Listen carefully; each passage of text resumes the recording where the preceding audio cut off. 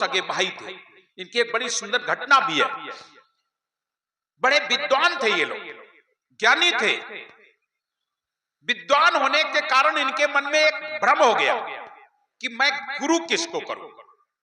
और सरगुण मत में यह कहा जाता है कि बिना गुरु के उद्धार कल्याण नहीं होता। बिन गुरु भाव निधि तरह न कोई, और चाहे बिरंच शंकर सम कोई। तो उन लोगों ने यह बात कही कि तुम लोग ज्ञानी तो हो लेकिन तुमने गुरु नहीं किया है, ज्ञानी तो हो लेकिन तुमने गुरु नहीं किया है। तो तत्वजीवा ने कहा हम गुरु किसको बनाएं? हमसे ज्यादा कोई ज्ञानी है क्या? हमसे ज्यादा कोई विद्वान है क्या? हमसे ज्यादा कोई ज्ञानी नहीं, कोई विद्वान नहीं, मैं किसको गुरु बनाऊं? तो बड़े बड़े संत महापुरुषों ने कहा ऐसा अभिमान अच्छा नहीं होता है, ऐसा अभिमान मत रखो। आपको कोई प्रश्न हो, आप अपनी परीक्षा कीजिए, पहले गुरु परीक्षा कीजिए, पीछे शिष्य होए दीक्षा लीजिए।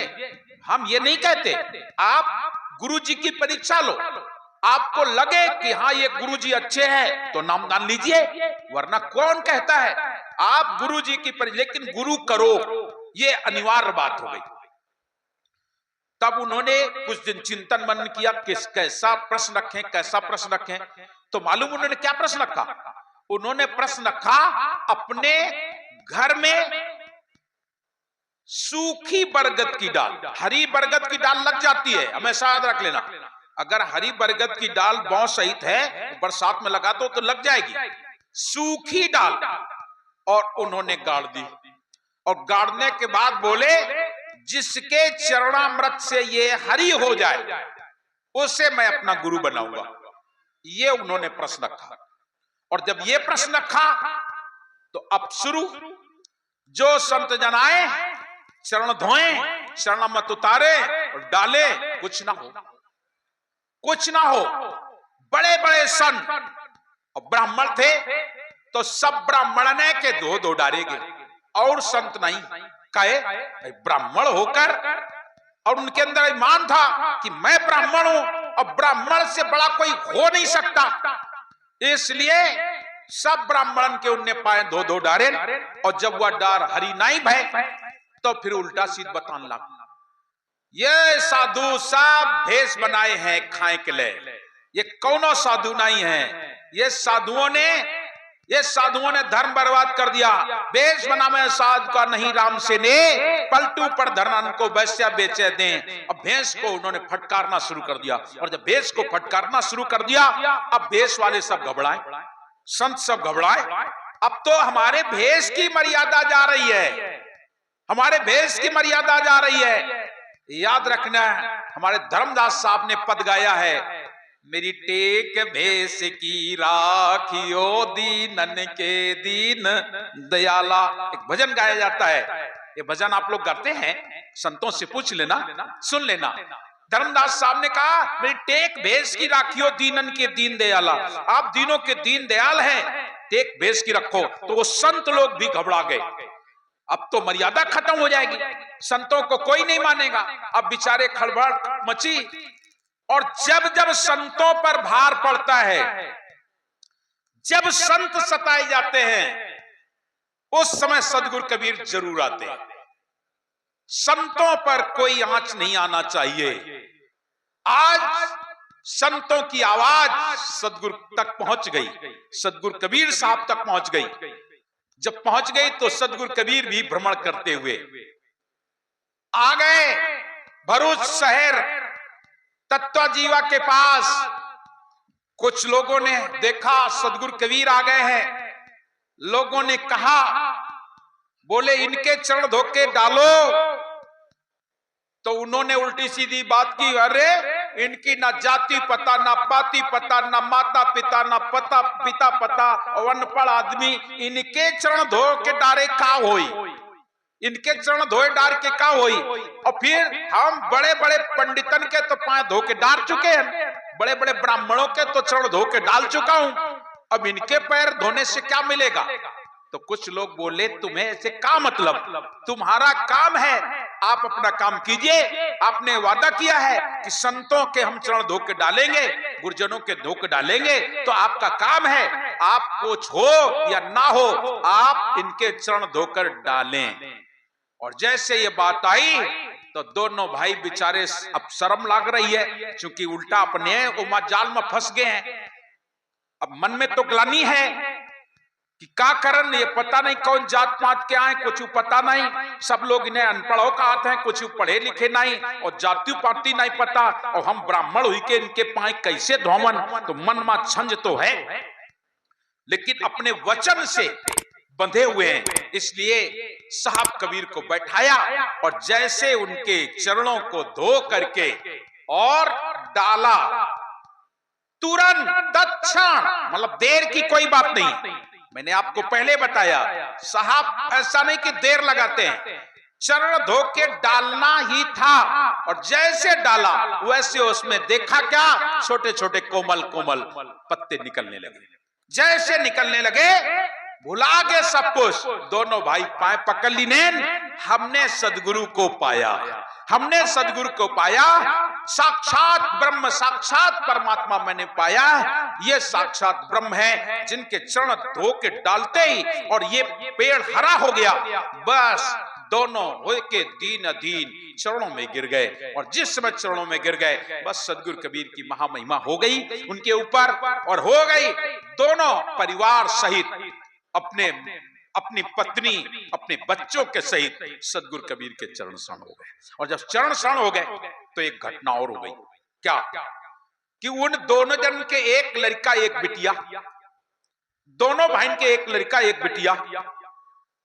अब वे लड़का बिटिया बड़े बड़े हुई गए, गांव में यह बात हुई गए कि तत्व जीवा कबीर का अपन गुरु बना ली नहीं, एक मारे इनके कोई व्यवहार ना चलई, इनको समाज से बहिष्कृत किया जाता है, समाज से बहिष्कृत कर दिया गया, इनकी रोटी बेटी लेन देन खान पीन सब बंद, सब बंद। दोनों भाई बोले अरे रोटी बेटी लेन देन तो छोड़ दो, तुम्हारे जौन बंद करे चुके तौन कर ले, हमने तो सदगुरु पाया है, हमने सदगुरु को पा करके अपने जीवन को उनके हाथ में सौंप दिया है, हमने अपने सत्पुरुष को पाया है, दुनिया छूटे तो छूटन दे लेकिन मेरा साहब ना छूटे, मेरा सदगुरु ना छूटे। प्रिय सज्जनों, दोनों अडिग रहे, और जब दोनों अडिग रहे अब दोनों तरफ से बच्चे बड़े हो गए, अब जौने के द्वारे जाएं बाहर तो एक का जवाब, तुम तो कबीर का गुरु बनाए हो, हाँ बनाओ तो है, बनाओ है, तो बोले तो उन इनते पूछ ले जाए बियाव के थे करे का है, हम तो बियाव ना कर दे, जे के द्वारे जाए। अब बिटियां बड़ी बड़ी हुई रही हैं, लड़कों बड़े बड़े हुई रहे, न लड़कन के बियाव आवे न बेटियन के बियाव आवे, अब बड़ी समस्या हुई गई। और एक ऊपर ते जवाब मिल जाए, कभी रहे ते पूछ ले जाए, तो वे दोनों भाई बोले बिल्कुल तुम सही कह रहे हो, हम अब अलग भूले रहा, हमका अपने गुरुजी ते पूछ लो चाहिए, और जो कहा है गुरुजी, गुरु कहे सोई है साचा और बिन परिचय सेवक है कांचा, गुरु समर्थ है सबके पारा और गुरु शरणन उतरे भव पारा, और कहे कबीर गुरु आप अकेला और दसों अवतार गुरु का चेला, तो हमें तो चलना चाहिए। दोनों भाई सदगुरु कबीर के पास आए, चरण स्पर्श करके बंदगी करके बैठ गए और हाथ जोड़ के बोले गुरुदेव एक समस्या है। क्या?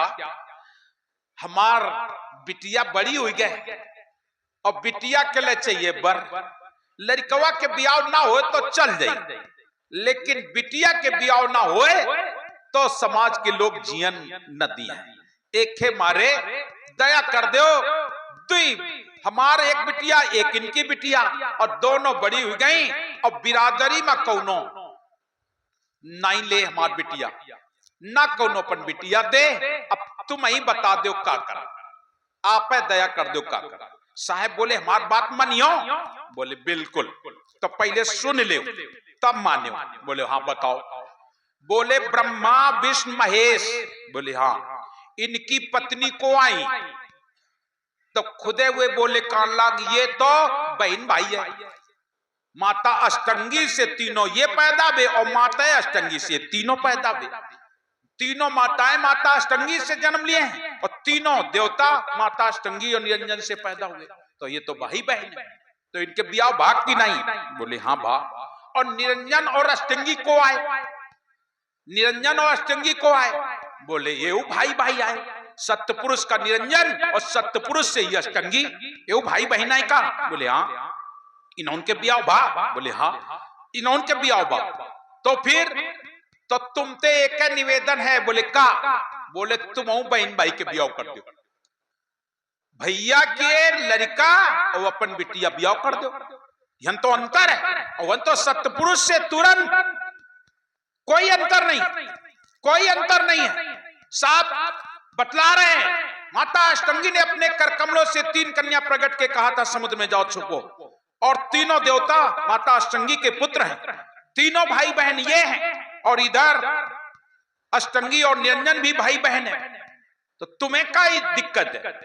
उनकी बिटिया तुम लाई लो और उनकी बिटिया तुम लाई लो, चारों के ब्याह हो जाए, तुम्हार लड़कवा के लिए बहू आ जाए और तुम्हार बिटिया वही घरे चली जाई तो तुम्हें दामाद मिल जाई, वो करे ब्याह हो जाए, वो घरे ब्याह हो जाए, जाओ। बोले गुरुदेव आप जो कहेंगे बिल्कुल स्वीकार करेंगे। अब वे दोनों वंत चले आए और बजन लाग ढोलक, होन लाग मंगलाचार, घर की लिपाई पुताई शुरू। अब रोज ढोलक बजे संजा सवेरे। जब वो जवाने में ढोलक 15 दिन पहले बाजन लागत रहा है, 15 दिन पहले थे। आजकल तो लोग ब्याह जाने नहीं कहीं सुई जाए, आज तो अब तय भाग काल भौरी ब्याह हुई गे 2 घंटा में सब कुछ हो जाए। और वही जवाने में 15 दिन पहले तो ढोलक बाजन लगे, घर सफाई होने लगे, और बड़ा बड़ा वो होता है काला पिसना छुए का है। तो 8 दिन पहले थे, 15 दिन पहले थे पिसना, मिथौरी लगावे का है। हम लोग मिथौरी कहा था ना, उनका छत्तीसगढ़ में बरी कहा जाता है, वो लगावे का है। तो पहले तो शुरू हो जाए। अब जैसे शुरू होगा ढोलक बजे रोज, भाई हर काम में ढोलक बजे, बड़ी बात तो यह पिसना छुओ जाए तो ढोलक बजे, मिथौरी लगाई जाए तो ढोलक बजे, सब काम में ढोलक। अब दोनों घरे बढ़िया मंगलाचार गाए जाए, कोई भजन गाए जाए, खूब मस्ती से काम शुरू। गांव वाले लोग सुने, आखिरकार वाले गांव वाले लोगन का रहो नहीं गा।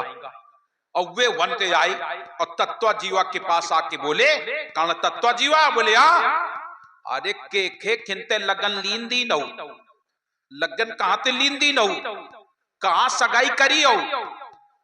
तो तत्वा जीवा बोले तुम ही सब जन तो कहते गुरुजी ते पूछ लो, तो गुरुजी ते पूछ ली, और गुरुजी जहां कई दिन ता कर ली। अरे तो बताइयो तो, अब बतावे का है, हम कर रहे हैं, तुम लोगन ते का मतलब? बोले आई कैसे हो सकत है, आई कैसे हो सकत हो? एक ब्राह्मण कुल में जन्म लेकर के ऐसा नहीं होने पाएगा, बताओ पहले कहां से सगाई करियो? तो बोले सगाई का हम अपने घरे करिए, इनके बिटिया हम ले लीन, इनने हमार ले लीन, दोनों जगह ब्याह। ब्राह्मण सब भड़क गए, अरे एक भाई बहन का विवाह नहीं हो सकता, एक भाई बहन का विवाह नहीं हो सकता। बोले ये जाओ अपन यो ले जाओ, गांव बाहर जाओ और कहूं बताओ जाए, हमारे घरे होत है, हम करबे, हमारे गुरुजी ने आदेश दिया है, हम यही करेंगे। तो अब वे चिढ़ गए और बोले कई तुम्हारे गुरुजी आए जिनका यो नहीं पता है कि चचेरे भाई बहन में कहूं ब्याह हो जाते हैं? अरे ब्याह करे के ले तो कुल देखे परत है, हमें कुल देखना चाहिए, रिश्ते देखने चाहिए। और ये क्या घरे में सगाई करा दी नहीं हो का? तुम मुसलमान हो का? बोले हमें मुसलमान हो चाहे हिंदू हो, ये तो कोई मतलब नहीं, हम अपन गुरुजी की बात मानत। बोले बुलाओ गुरुजी का। बोले हमारे बस में नहीं है, गुरुजी हमारे बुलाए थोड़े आवत है, गुरुजी तो आते हैं, जब उनकी इच्छा होती है तो आ जाते हैं, जब उनको चाहिए तो आते हैं, जब इच्छा हो जाती चले आते हैं। वो हमारे बंधन में नहीं है, वो हमारे बंधन में नहीं है। आपको जाना है, मिलना है तो जाओ, ढूंढो और जाके उनसे बात करो जाए, हमका परेशान न करो। आप गांव में खड़बड़ी मच गए, बोले ये तो वेद विरुद्ध है, ये तो वेद विरुद्ध है, दुनिया वेद के अनुसार चल रही है, ये वेद विरुद्ध है। तो वे बोले वेद विरुद्ध हो चाहे कुछ हो, हम करबे।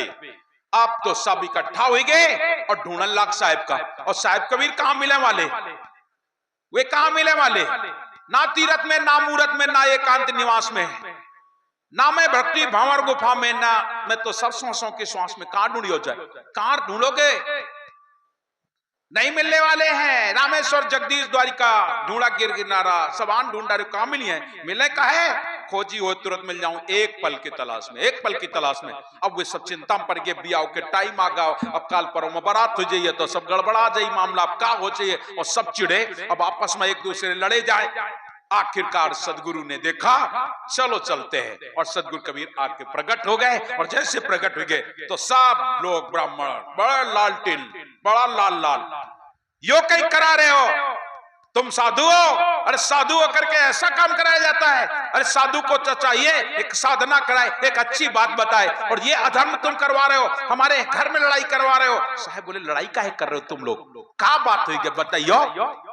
बोले यो बियाह कई कराए दे रहे हो, बियाह कई कराए दे रहे हो। बोले कई कराए दे रहे, अरे हम तो वाह करा रहे हैं जो तुम्हार भगवान करो वही, जो तुम्हार भगवान करो इन तौन, तुम्हार ब्रह्मा विष्णु महेश के बियाह के साथ है भाई, ये तो तीनों जन बहनी है और भाई है तीनों।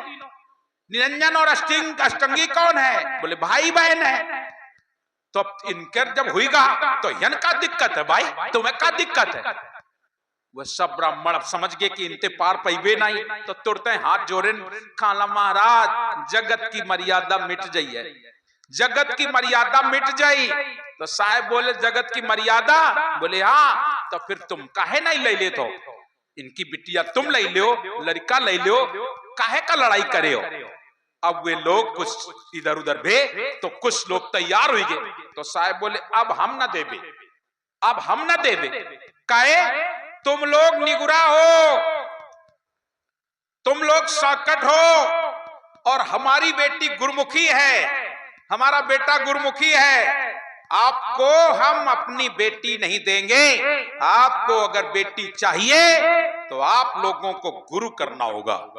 जब तुम गुरुमुखी हो जाओगे, जब तुम लोगों के गले में हीरा और नामदान प्राप्त हो जाएगा, आपका आचरण व्यवहार बदल जाएगा, तब तो कृष्ण अंत में सब जब हार गए तो सब के सब चरणों में गिर गए, और आखिरकार शरण में हुए साहब कबीर की बचानानुसार। फिर उन बच्चों का विवाह उन ब्राह्मणों ने आपस में करवाया और किया, और वो कबीर बट आज विद्यमान है, मतलब बनावटी बात नहीं बता रहे हैं, आज विद्यमान है। आप चले जाएं गुजरात, और गुजरात में भरूच शहर है, भरूच शहर में आप जाएंगे, वहां पर साहब कबीर के नाम का कबीर बट किसी से पूछना, आप वहां पहुंचेंगे, विशाल कबीर बट, विशाल बहुत बड़ा कबीर बट है, उसके अंदर 2-4-5 लाख आदमी आराम से सो सकता है, इतना विशाल है। ऐसे कबीर बट की स्थापना स्वयं सदगुरु कबीर के चरणामृत से हुई थी। वो विशाल कबीर बट नर्मदा तट पर है, बिल्कुल नर्मदा तट पर, और इतना सुंदर दृश्य है वहां का। आप जाएंगे सुबह नहाने के लिए, और नर्मदा में जब जाइयो तो नीचे नर्मदा होंगी बिल्कुल, और तन को तुम चूक क्यों अपन कपड़ा पड़ा धर दी नो, और तनक आवा हुई गयो तो कपड़ा पड़ा बह जाइए।